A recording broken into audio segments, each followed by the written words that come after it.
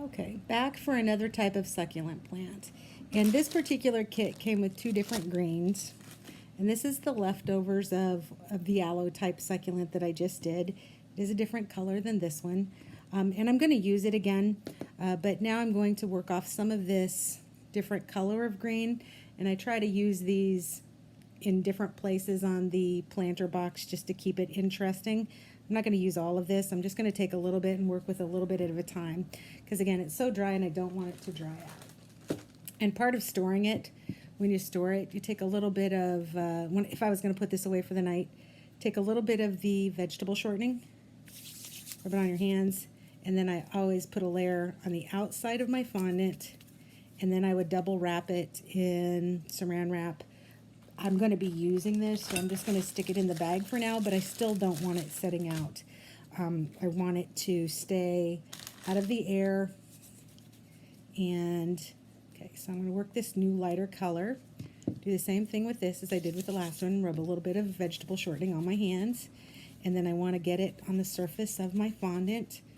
And while my fondant is warming up, so that it's nice and pliable and usable, because this is rather dry. It is store-bought. I did not make this. It's not the marshmallow fondant. I do like working with marshmallow fondant. I don't generally like the taste of fondant. Marshmallow can be flavored when I make my own. I especially like to make it a chocolate flavor because it tastes like the inside of a Milky Way. But with fondant, you want to keep things fairly thin because no one sits around and says, oh, I just got to run to the store right now and go buy me some fondant. No one says that. And you don't want the primary flavor of your baked good, of your baked art, bakery art, to be fondant flavored.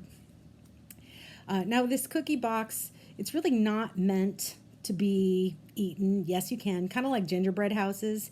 Yes, you can eat them, but generally it's more of an impressive display for a table setting or a buffet setting. It's not really something that is the primary dessert. It's to showcase the dessert. Okay, so have this lighter color here, and I am now going to begin to roll this out. Do a little bit at a time. I'm not going to try to force it. These little bands here are really nice because it can help me control the thickness of my fondant.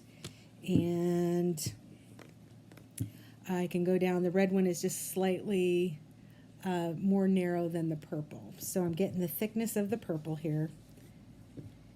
And obviously this is not the way I would roll it out if I was going to try to cover a cake with fondant. I'm just more making fondant creations. And I wanted to show you how pliable the fondant should be. This doesn't crack when I move it around. It will harden, just like all the other plants on my planter box there. Okay, this also came with a circle cutter, and that's what I'm going to make this with. And a circle cutter makes two of the different types of, like if you've ever seen hen and chick type of succulents, makes two of those. Got my leftovers right here. I'll probably combine these to make some kind of swirled type of green. Okay, and then these pieces here, I'm going to back them up a little bit so that you can see this better. These are going to lay nice little row, just like what I did with the leaves. And get these all in a nice little row there. Okay, then I'm going to press. Otherwise, as I roll, and I start the rolling with the side that I started with, and right down the center. I want this first roll to be fairly tight because that shows the inner leaves. And as I roll, I'm pressing in with my fingers here so that right here in the center it's skinnier. And then what's happening on both ends, this end and this end, it looks exactly like this. So when I cut this little bar log in half, I'm actually going to have two of the hen and chick type of succulents. Okay, so there's one, and there's the other. And with this, I can still move these leaves apart and open those up and shape them in a way that I like better. Okay, so, but to begin with, I'm now going to cut this in half. And I don't have a knife cutter, and my tools here aren't that skinny. So I'm going to carefully just simply use this to cut it in half and straighten this up. And then I am going to take one of my skinnier tools. This is actually the end of the paintbrush. And I'm going to begin to open up my leaves just a little bit. So that way it looks like more of the hen and chick is what I call it. There's different names for these, but I have some of these growing in a pot in my house. I'm just going to kind of open it up a bit, and then the bottom has to be able to stay onto the planter box. I'll kind of shape that. It needs to stand up and make sure that I like the way it stands up. And this one here, it already did a nice job of kind of opening it up, multi-layers going on there. But I can still open it up a little. I have to be careful because I can break parts of this off. It is nice and pliable, but it'll take about 10-15 minutes before, if I did try to open it up, then it definitely would break off.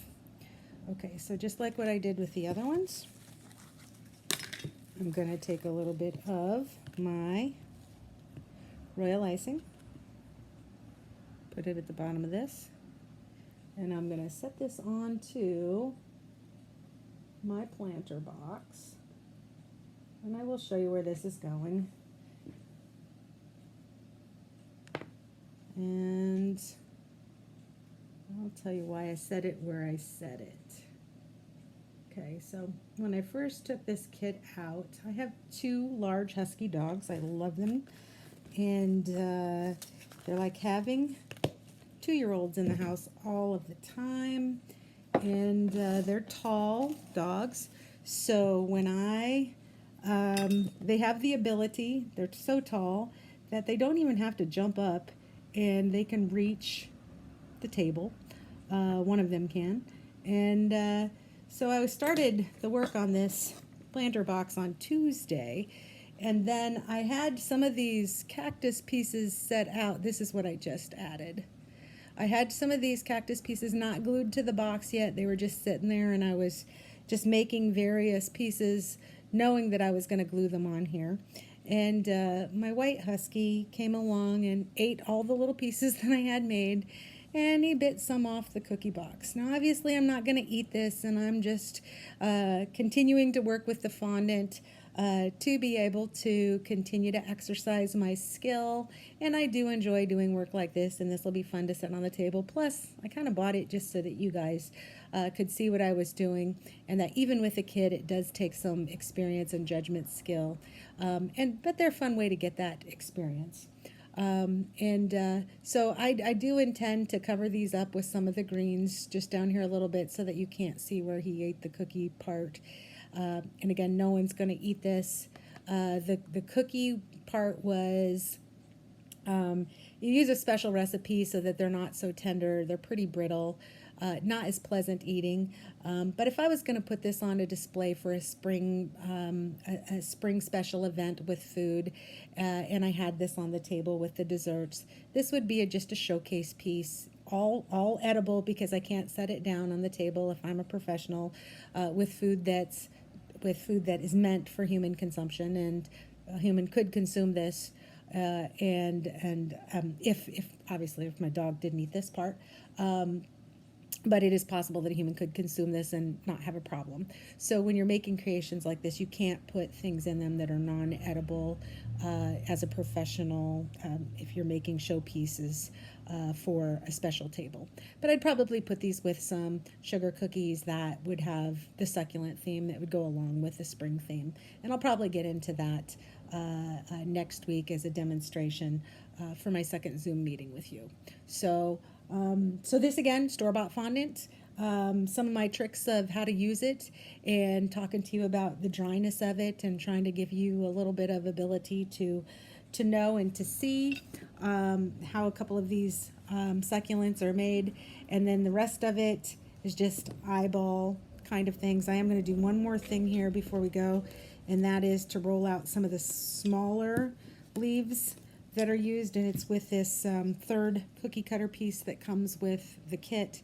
And I just cut these out, and they make the perfect nice little leaves here that are then, and I'll show you where these are.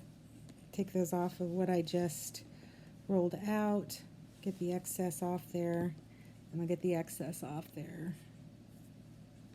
So just the leaf, And okay, so here's my leaves. Can't really see those. Here's my leaf.